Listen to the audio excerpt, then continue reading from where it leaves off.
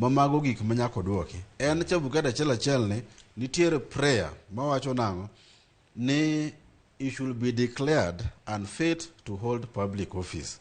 Owacho ni doho nyaka ng'e ni en ng'at mok nyal yier mondo obede office moro amora mar sirkal. Mano for the first time gikwayo 2017 to doho notamore.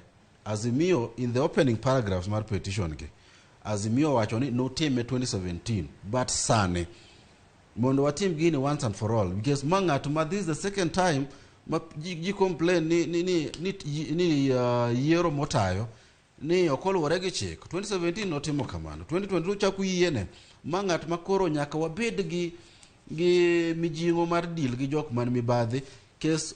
Let me tell you, one of the things mapok watimo e Kenya ka en gimi ni electoral justice.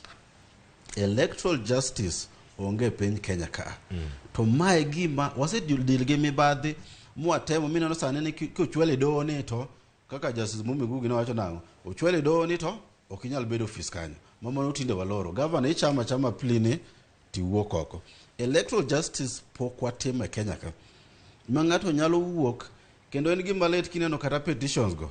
Ineno ni kata mana Bomet gi Kiambu iyudo ni Raila oyudo 105 to igolo 0 chatini 15 to 100 ni imedo Ruto. Otimore kuonde mang'eny.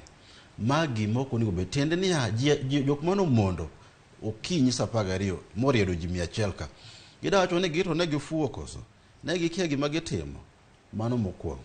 Ichake ng'iyo ni 27 constituencies. Constituency 27.